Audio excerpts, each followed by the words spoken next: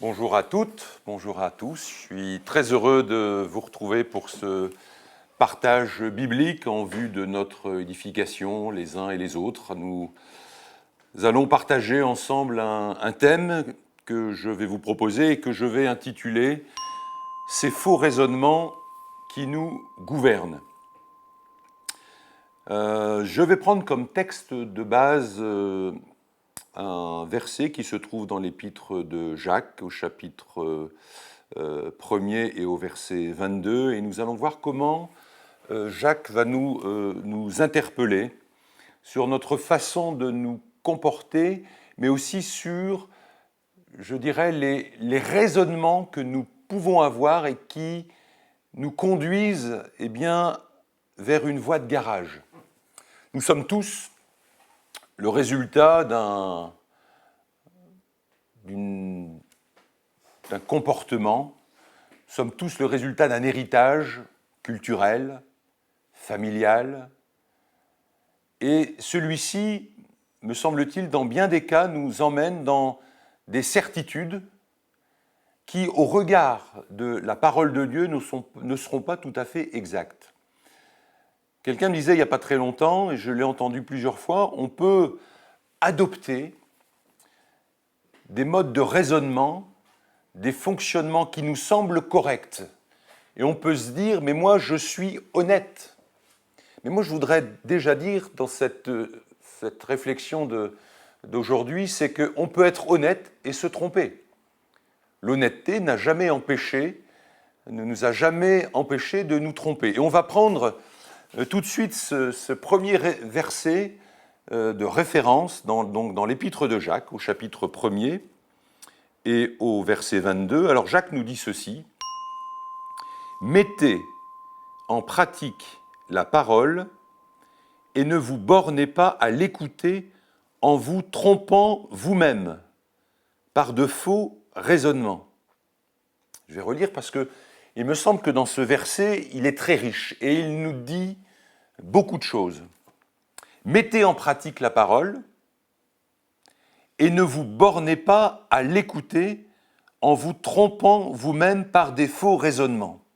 Alors, on peut être amené à lire la parole de Dieu, à essayer de la comprendre et être, je dirais, pas conduit en erreur, mais conduit dans une direction qui n'est pas dans la pensée de Dieu, qui n'est pas dans la pensée des Écritures.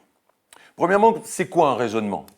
Définition toute simple du dictionnaire, un raisonnement est une opération de la pensée qui consiste à enchaîner des jugements logiques et en tirer des conclusions.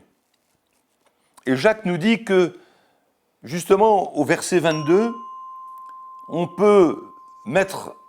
nous conseille de mettre en pratique la parole, et il nous interpelle en nous disant « mais arrêtez de vous tromper vous-même par de faux raisonnements ». Alors qu'on vient de dire que mon raisonnement, il est la suite logique de jugements logiques et d'en tirer des conclusions. Et il nous met devant notre propre raisonnement, si j'ose dire, notre propre erreur, de dire, mais voilà, il y a cette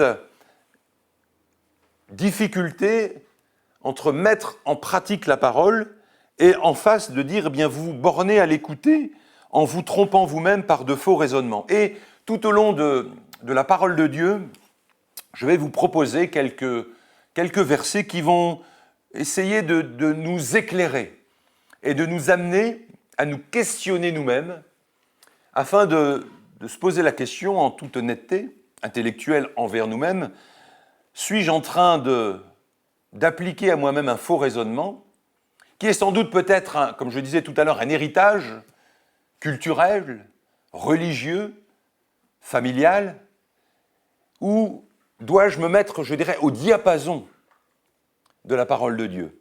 Et c'est là où toute est la complexité de nos modes de fonctionnement. Et je vais aborder dans la deuxième partie de cette méditation quels sont nos faux raisonnements que nous pouvons avoir sur Dieu. Quelle est mon image ? Quelle est l'image que j'ai de Dieu ? On peut avoir aussi un un faux raisonnement sur l'Église? Quelle est ma conception de l'Église? Est-ce que c'est une conception d'un héritage culturel, religieux ou familial? Quelle est aussi ma façon de regarder la société? Quelle est aussi la façon d'aborder un regard biblique sur les hommes? Et pour terminer, je pense que nous n'aurons pas forcément le temps ce soir d'aborder ces deux derniers points sur les hommes et sur soi-même.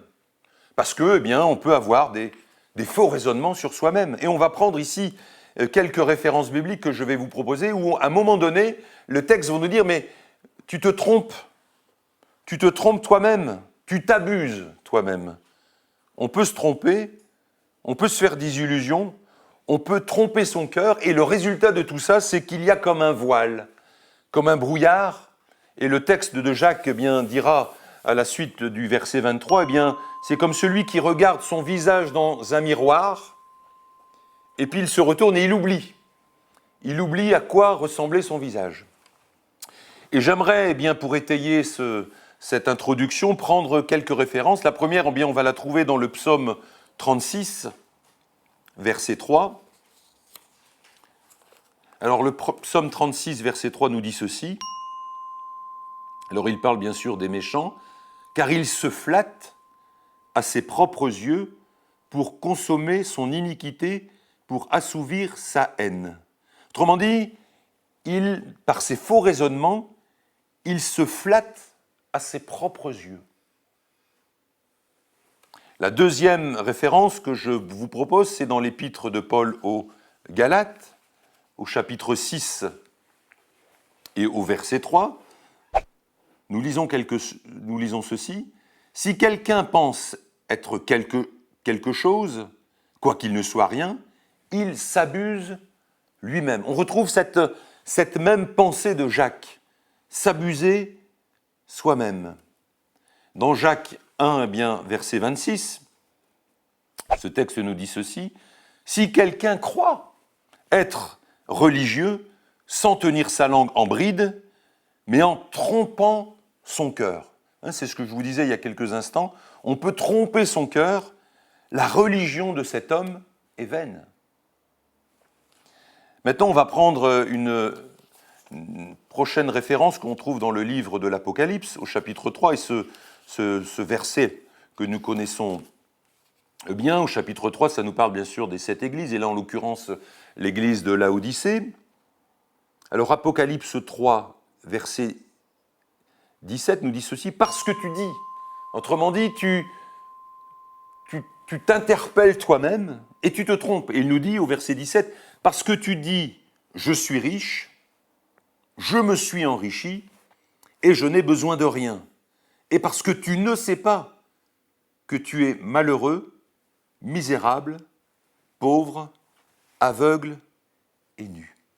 Et par toutes ces 4 références que je vous ai proposées, nous voyons très bien que nos faux raisonnements, là où Jacques nous interpelle, il est en train de nous dire mais qu'on peut, même en étant honnête, on peut se tromper. Nos conceptions, nos raisonnements, eh bien, doivent être en quelque sorte au diapason de la parole de Dieu. Et Jacques dira bien ceci, que effectivement, nos raisonnements peuvent nous conduire sur des chemins qui vont nous amener dans des endroits, je dirais, ténébreux, où se trouve le brouillard, où se trouve comme une sorte de voile. Et nous avons besoin, en tant qu'enfants de Dieu, de sonder les Écritures, comme les chrétiens de Béret, pour comprendre réellement quelle est la pensée de Dieu pour notre chemin sur cette terre. Je vais peut-être le mentionner de nombreuses fois, on peut, encore une fois, être le résultat d'un héritage religieux. Et quand je parle de religieux, bien sûr je parle de religion, on peut penser je vais citer de religion catholique, de religion protestante, mais moi je voudrais aussi vous parler de religion évangélique. Oui, il existe une religion évangélique. Et j'ai peut-être hérité de ma famille, de mes parents, de mon, je dirais, de mon appétence à une certaine forme de religiosité, et tout ceci va me conduire dans des faux raisonnements. On va voir dans la deuxième partie de cette méditation comment je dois avoir un message éclairé qui a besoin d'être renouvelé constamment sur Dieu et sur l'Église. Et par la suite, on abordera les autres questions sur la société, etc., pour que mon comportement puisse être au diapason de la parole de Dieu. Et tout ceci pour clôturer ce message d'introduction, j'aimerais voir ce que nous dit l'apôtre Paul dans sa deuxième épître de Corinthiens, au chapitre 10, verset 5. Prenez vos Bibles. Donc, deuxième épître aux Corinthiens, au chapitre 10, verset 5. Regardez ce que nous dit Paul. Nous renversons les raisonnements et toute hauteur qui s'élève contre la connaissance de Dieu. Et nous amenons toute pensée captive à l'obéissance de Christ. Autrement dit, Paul nous dit, dans ses voyages, dans ses études, dans ses lettres, etc., qu'à un moment donné, nous devons, autant que faire se peut, essayer de nous libérer de nos faux raisonnements. Et je peux vous dire que des faux raisonnements, il y en a. On va voir par la suite sur Dieu,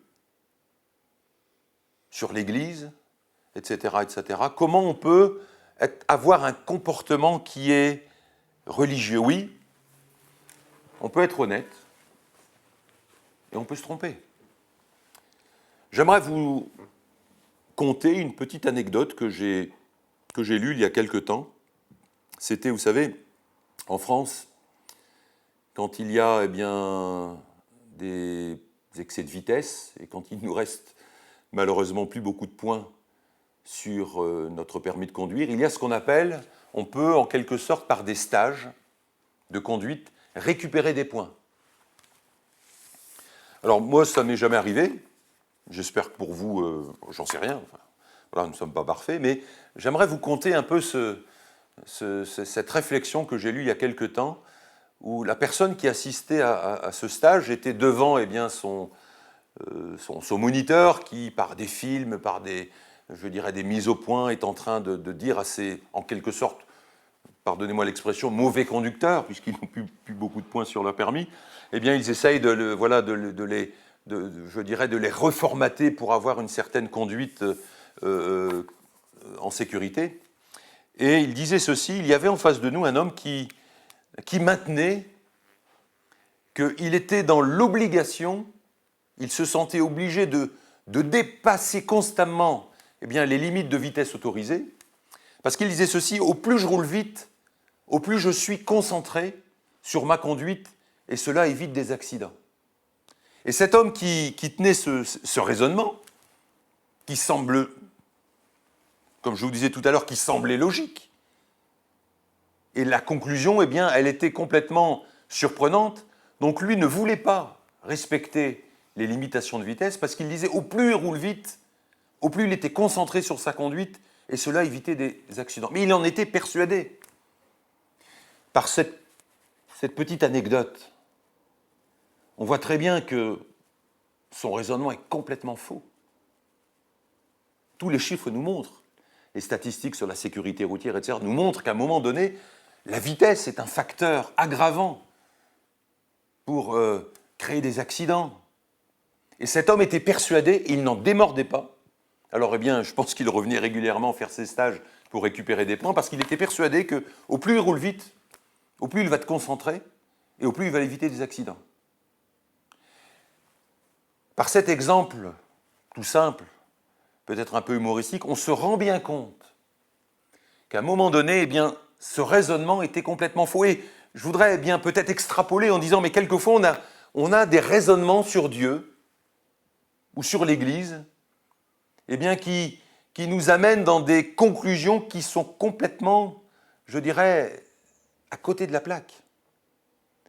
Et nous devons, à la lumière de la parole de Dieu, c'est pour ça que c'est très important de comprendre ce que la Bible nous dit, de ne pas prendre un verset, de le sortir de son contexte, mais de regarder dans quelles conditions, eh bien, les lettres de Paul nous ont été transmises, dans quelles conditions bibliques, afin de sonder les Écritures. J'aime beaucoup ces chrétiens de Béret, vous les connaissez dans les Actes des Apôtres, qui scrutaient eh bien, régulièrement les Écritures pour savoir ce qu'on leur disait était exact.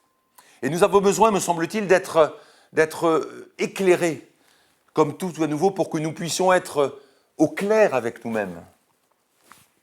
Alors là, je dirais le premier faux raisonnement, et on peut en avoir de nombreux, c'est sur Dieu. Parce qu'on peut se justifier, on peut tout justifier par nos raisonnements, mais j'aimerais vous dire, c'est la parole qui fait preuve. C'est la parole qui nous conseille, c'est la parole qui nous encourage, c'est la parole qui nous fortifie, c'est la parole qui nous guide. N'est-elle pas une lumière sur notre sentier? Alors, nos faux raisonnements sur Dieu. Alors, comment aborder ce sujet? C'est tellement vaste. C'est tellement vaste, mais, et vous l'avez déjà entendu, je ne suis pas un spécialiste de la psychologie, mais souvent on a une image déformée de Dieu et on le perçoit en quelque sorte comme un père fouettard, alors que Dieu est amour. Vous avez déjà entendu, eh bien, dans certaines réactions pour certains chrétiens, ils présentent Dieu comme un être extraordinaire, et il l'est. Comme un être qui est juste, mais il l'est.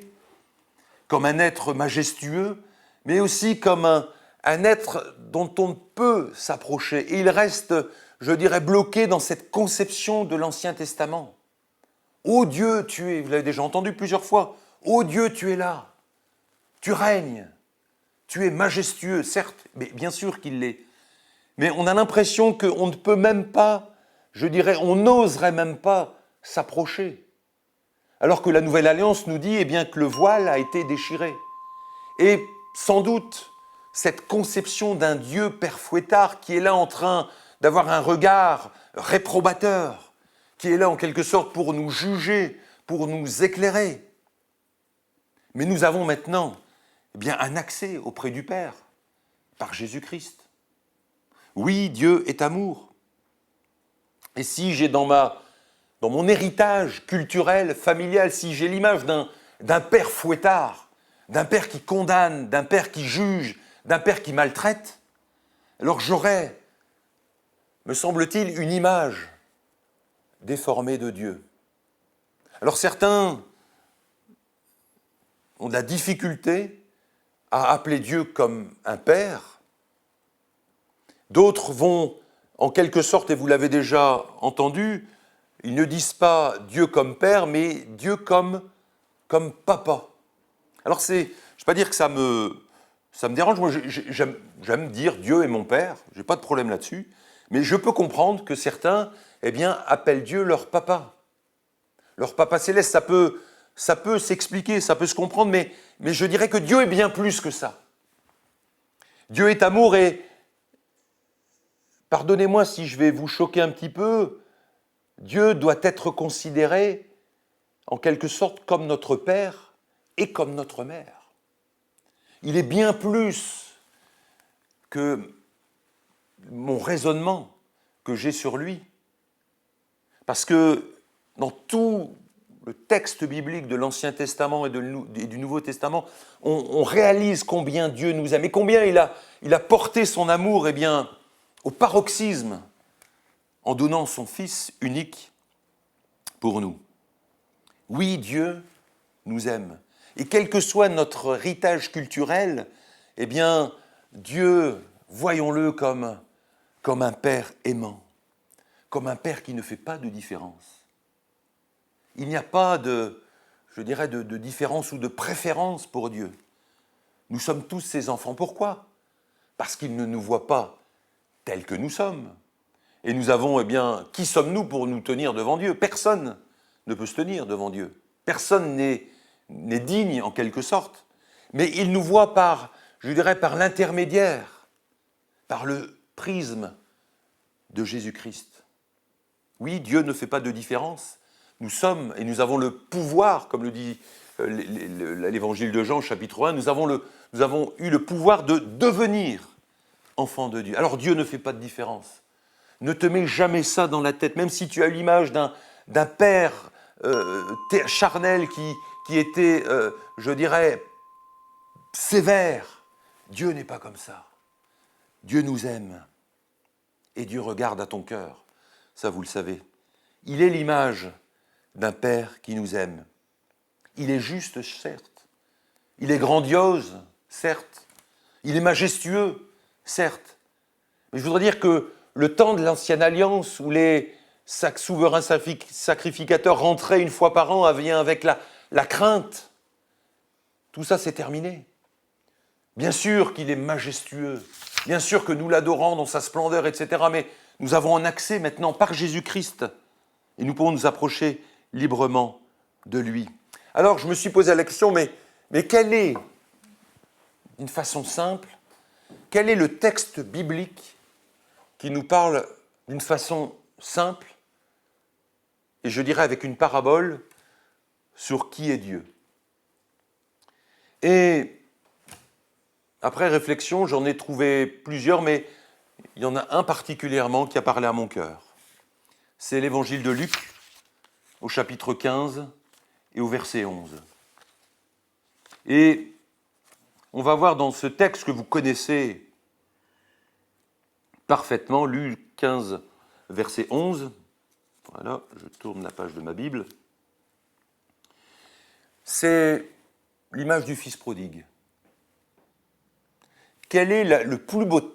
Tous les textes, bien sûr, sont magnifiques, mais celui-ci me touche particulièrement et il exprime, me semble-t-il, la grandeur, la profondeur de l'amour de Dieu.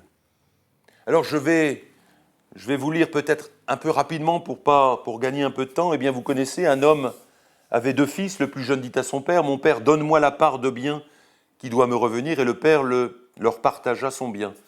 Peu de jours après, le plus jeune fils, ayant tout ramassé, partit pour un pays éloigné où il dissipa son bien. Alors je vais accélérer un petit peu, et au verset 20, il nous dit, il rentra en lui-même, il se leva et il alla vers son père, comme il était encore loin. Son père, regardez bien, ce texte parabolique qui est extraordinaire. Il fut ému de compassion. L'image de Dieu. Il fut ému de compassion. Il courut se jeter à son cou et le baisa. Le fils lui dit, « Mon père, j'ai péché contre le ciel et contre toi. Je ne suis plus digne d'être appelé ton fils. » Mais regardez, cet amour qui nous transcende, cet amour extraordinaire de Dieu. Mais le père dit à ses serviteurs, « Apportez vite la plus belle robe et l'en revêtez. Mettez-lui un anneau au doigt et des souliers aux pieds. Amenez le veau gras et tuez-le, mangeons et réjouissons-nous. Car mon fils, que voici était mort, il est revenu à la vie, il était perdu, et il est retrouvé, et ils commencèrent à se réjouir. » J'aimerais que nous puissions vraiment nous arrêter. Je vous disais il y a quelques instants, quel est le texte sous forme de parabole qui nous parle de l'amour de Dieu? Bien, je pense que ce texte est un des plus beaux. Le fils qui est bien sûr notre image, qui va quitter son père, qui va prendre son héritage pour en quelque sorte eh bien, tout dilapider, qu'il va faire en quelque sorte un acte de déshonneur profond puisqu'il va réclamer son héritage alors que son père est toujours vivant. Et il va faire les 400 coups, et comment le père va l'attendre. Et voyez-vous, ça c'est l'image de Dieu que je voudrais tellement vous laisser ce soir pour que nous puissions être en quelque sorte délivrés de nos faux raisonnements que nous avons pour Dieu.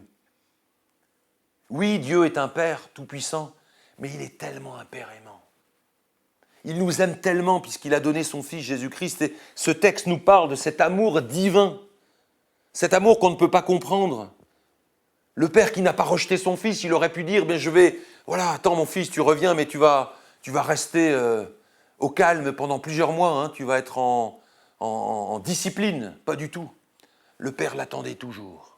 Et c'est cette image de Dieu que je voudrais vous laisser dans cette courte méditation, dans cette première réflexion sur nos faux raisonnements. Arrête de penser que Dieu est là pour te juger. Arrête de penser que Dieu est toujours là pour te condamner, pour te montrer du doigt. Bien sûr, on est tous pécheurs, on n'est pas à l'abri de qui sommes-nous pour dire nous sommes meilleurs que les autres, loin de là ma pensée, mais de savoir que quelle que soit notre condition, Dieu est toujours là. Quel que soit l'état de ta culpabilité. Il y a quelques années, j'ai entendu un court témoignage de quelqu'un qui était proche et qui avait connu le Seigneur, qui avait fait des expériences, qui avait vécu une vie chrétienne honorable. Et puis, à un moment donné, chemin faisant, la vie faisant, avec des ruptures familiales, professionnelles, etc. Et cette personne me disait, je me sens tellement coupable que je n'arrive pas à revenir. Je me sens tellement coupable que je n'ose même plus rentrer dans l'église. Et bien sûr, la conclusion de cette histoire, c'est qu'effectivement, il est revenu, mais il a mis du temps. Il a mis du temps parce qu'il avait cette image de Dieu, peut-être qui avait été amenée par l'image qu'il avait peut-être de son père terrestre, d'un père qui allait le condamner, qui avait un père qui allait le briser. Mais l'amour de Dieu, c'est pas ça du tout. L'amour de Dieu, c'est l'image de ce père, de ce fils prodigue qui t'attend toujours et qui te tend la main. Quelle que soit ta situation, il t'attend. Et le texte nous dit, son père le vit de loin. Et je voudrais vous dire que quelle que soit ta situation, peut-être cette image faussée que tu as de Dieu, il a les regards sur toi. Et il n'est jamais trop tard pour revenir. Il était encore loin, son père le vit. Autrement dit, voyez cette image, imaginez-vous quelques instants, ce décor, le fils qui revient loin et le père qui l'attend. Et le texte nous dit qu'il fut ému de compassion.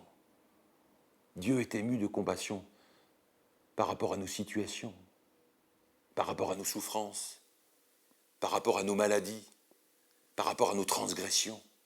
Il est ému de compassion. Et son regard par Jésus-Christ est toujours bienveillant. Et Dieu souhaite, en quelque sorte, nous rappeler à lui. Sa main est toujours tendue. Et librement, nous pouvons, revenir. J'ai l'habitude de dire, quand j'ai l'occasion de le faire, c'est oui, la porte de la grâce est toujours ouverte.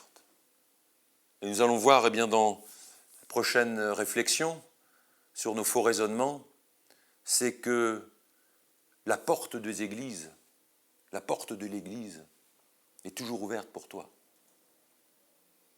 Si tu reviens avec un cœur repentant, sache que même si peut-être tes frères et sœurs sont plus durs que Dieu, et c'est quelquefois nos situations, on est plus dur que Dieu, mais sache que lui t'attend comme le père de ce fils prodigue. Et que la porte de l'église, ça va être ma deuxième réflexion, on n'a pas le temps ce soir, mais je vais terminer sur ce point. La porte de l'église, les portes de l'église sont toujours ouvertes pour toi. Pour conclure, je lisais il n'y a pas très longtemps, c'est quoi l'église ? Quel est le rôle de l'église ? L'église doit être là pour ceux qui n'en ont pas. L'église n'est pas un club renfermé, mais ses portes sont grandes ouvertes. L'église doit manifester l'amour de Dieu. À l'image de ce père, de ce fils prodigue, il te tend la main. Et si tu as eu un faux raisonnement, sur Dieu, reviens à ce que je te disais pour commencer ma méditation par rapport à Jacques. Mets-toi en marche, mets en pratique la parole et rentre dans ta maison, rentre dans la maison du Père, parce que son amour pour toi est infini. Et il est toujours là, aujourd'hui, présent au milieu de nous. Oui, les portes de la grâce ne sont pas encore fermées, elles sont encore grandes ouvertes pour toi, mon ami. Saisis ce message.